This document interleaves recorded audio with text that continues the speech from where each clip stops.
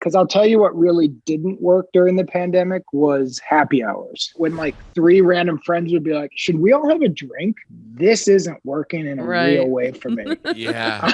You're just sitting on a couch alone with a drink. I'd rather just be alone.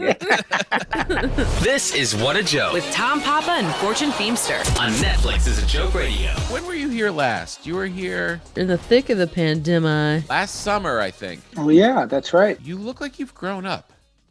It's been a long year, man. It's been a long year.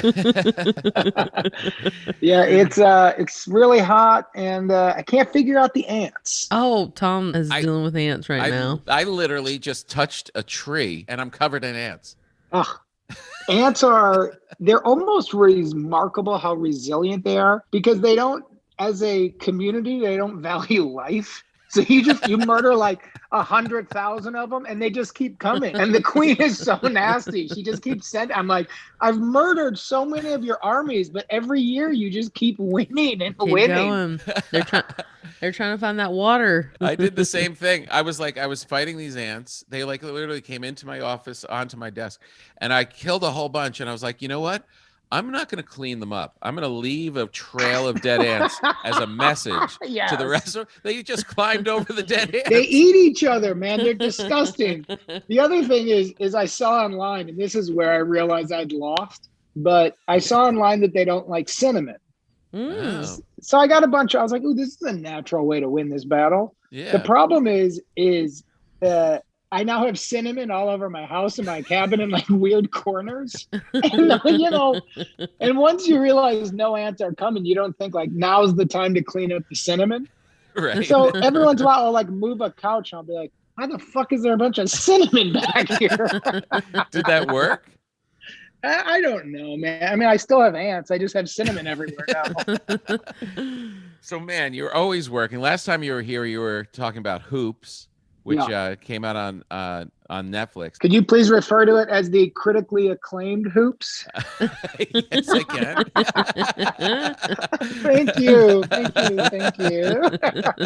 Thank you for asking. Thank you for asking. That's so sweet of you for remembering. Thanks for coming. I need your help. I gotta get this Matty kid laid ASAP so he'll play on the team. As long as we're talking about inappropriate things, you can't be texting my girlfriend you up every night. I knew she was up. Listen, Shannon's my wife. I can text her whenever I want. No, Shannon's your ex-wife. Not yet, she isn't. I haven't signed the divorce papers. And if I'm honest, I'm not sure I'm gonna. Ron, you're my assistant coach, and I've been very cool about you dating my wife, so I'd appreciate it if you were cool about me texting her when I'm up lonely on sleeping pills. Yeah, I guess you are being cool. No wonder we're best friends. I'm sure you'll move on from my girlfriend eventually, right? I doubt it. Whatever. Keep fucking my wife, Ron. Oh, good. You're listening. Oh, man. And now you've got Ride the Eagle, which is coming out on demand and in theaters on Friday. This is very exciting. Yeah, we were in the midst of the whole thing, and I was doing a TV show called Stumptown when we got picked up for season 2. So I thought, great, I'll go back to work. And then I got a call saying they were canceling it because of COVID-related testing issues. Oh, man. And I had a moment where I thought, this was way before the vaccine, but I thought, man, I'm not sure how Hollywood's going to come back. Yeah. Yeah. And what I don't want to get into, and I know I won't get into, is short form doing things on my phone and sending it to some editor. And then I got to go in my yard. And then it cuts to a response. Right. I was like, if we get into that world, I'm out. I don't have that transition in me. And so my buddy Trent and I, we did New Girl together. I thought, like, if this goes on for a few years, I don't have the attention span to like sit around and wait. I'll be gone doing the weirdest stuff. I'll be in like some new city being like, Tulsa's where it's at, man. I've always liked Tulsa. So we just said, fuck it, man. Let's just make a movie. So we started writing one. We paid for it ourselves. We shot it in like our backyards. And then as we started writing it, we realized there were some nice parts for actors. So we just went through the agents and sent them. And Susan Sarandon said yes, and J.K. Simmons and Darcy Carden. Amazing. And then we felt like we had a movie. That's great. Wow. Great cast. Yeah, great cat, and they're all so good that they make medium writing look way better. So we were pretty fired up. We're like, great, awesome. Come on, man. Jeez, that's amazing. How did you get the money to go do it? Like when you're doing it yourself that way? Well, we made it for pretty cheap. We took a long time on the script because we knew we couldn't improvise. A lot of these little like indie movies, you rely so much on the actors to improvise, and you put 2 cameras on, you cross shoot. Yeah. But because of the pandemic, we couldn't do that.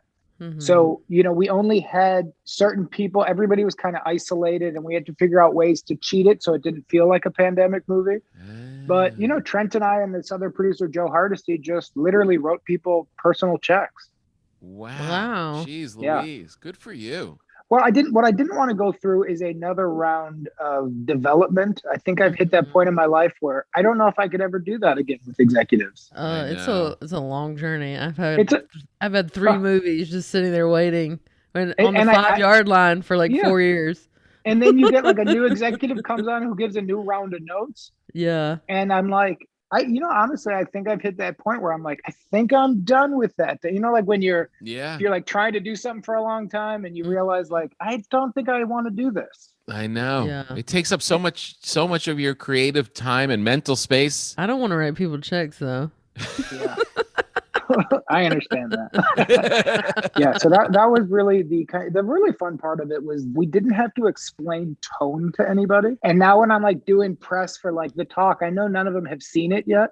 Mm-hmm. So they call it a comedy, but it's not really a comedy. Uh-huh. It's a drama with laughs and there's some suspense in it. And if we were to pitch this, the executives wouldn't like it because it's not a clean sell. Mm-hmm. Right. But if we're making it ourselves, I like when tones shift. As a viewer, can watch multiple tones at once and still understand what's happening. Wow. And so therefore, I think the audience can too. You're giving an audience a lot of credit. Well, there's a part of me that's as smart as Albert Einstein. I can watch something that's funny and sad. Wow, no way. And how great was Susan Sarandon? I mean, she's a monster. I realized in doing this what makes someone like Susan Sarandon and what makes someone like J.K. Simmons who they are as actors. Like Susan Sarandon asked really good questions. And I realized I've never asked good questions as an actor. I ask the wrong questions. So if I get a script, my questions will be like, how many shooting days?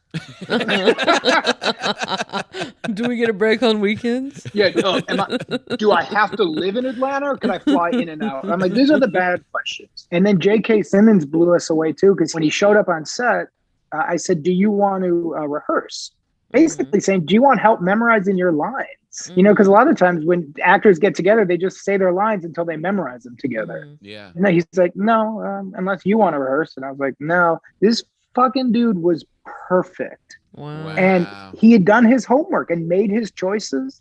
Yeah. And I realized, like, man, if you're going to act, do it like that. Right. Yeah, actually put some work into it. After watching J.K. Simmons, I had that nice humbling moment of like, I can't show up anymore and be like, what's this scene about?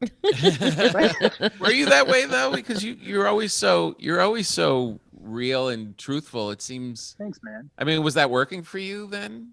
Doing it that way? Well, it depends on the job. So like on certain jobs, I would come really prepared, but on other things like a sitcom, you get once you know the tone of something and you're allowed to improvise and you know that you score improvising and the creatives like it, I'd be like, I could sit at home and do my homework, or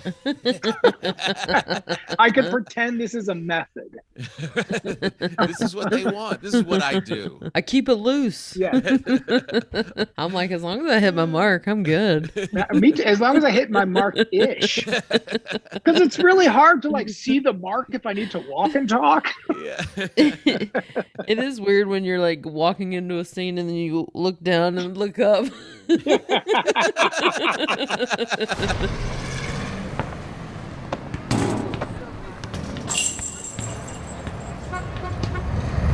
Rosebud Baker. Hi, Tom. What Hi. are you doing here? I heard that you were giving relationship advice by yourself without Fortune, and I decided that's sad, and I wanted to come in and kind of save the day. Do you feel like Fortune and I have a relationship issue? You don't need to be happy all the time. That's all I have to say to Fortune is I know that she's looking for greener pastures, and Fortune, I think you could probably make it work with anybody, but Tom needs you. I mean, I guess that's good for her, but it's a little weird perspective on my angle. I'm not here to protect anybody's feelings. Right. I have to say, when I look at your relationship. Please don't say it.